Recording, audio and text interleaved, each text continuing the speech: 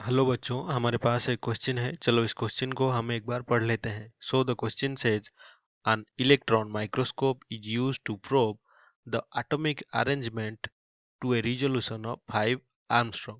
तो जो resolving power है एक इलेक्ट्रॉन माइक्रोस्कोप का वो 5 आर्मस्ट्रॉन्ग है। What should be the electric potential to which electron need to be accelerated.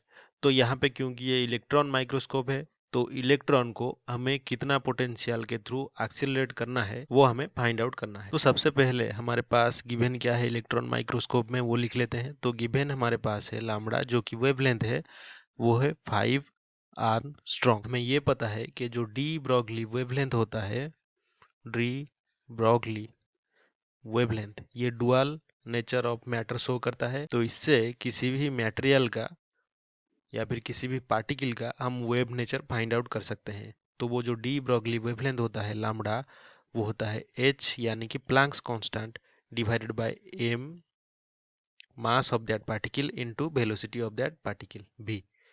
और यही लैम्ब्डा को हम ये भी लिख सकते हैं कि h divided by square root of 2m into K E यानी कि काइनेटिक एनर्जी।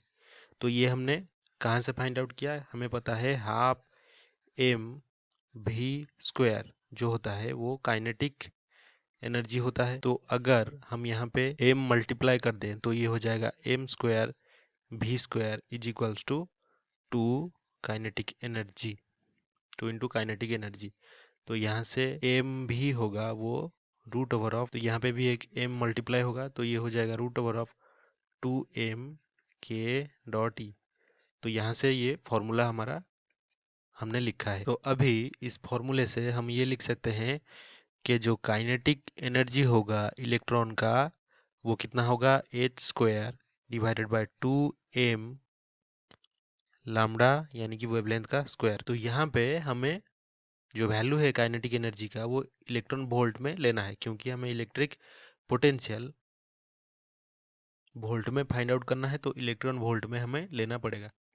तो यहाँ पे काइनेटिक एनर्जी अगर E इंटू पोटेंशियल भी है, पोटेंशियल भी में अगर हमारा इलेक्ट्रॉन एक्सीलरेटेड है तो उसका काइनेटिक एनर्जी E इंटू भी होगा।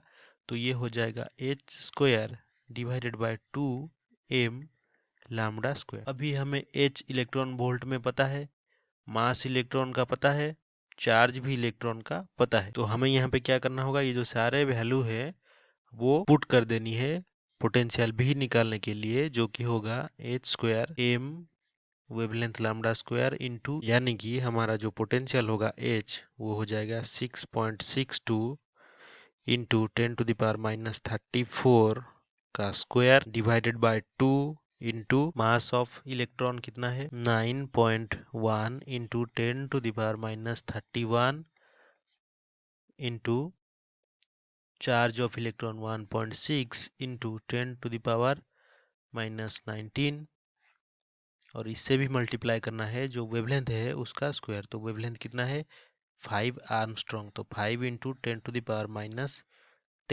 इसका स्क्वायर। तो ये सारा कैलकुलेशन करने के बाद हमें पोटेंशियल जो डिफरेंस वो कितना मिलेगा 6 वोल्ट। तो ये हमारा फाइनल आंसर होगा 6 वोल्ट का। यहाँ पे जो ऑप्शन बी है वो 6 वोल्ट है तो ये इसका सही उत्तर होगा।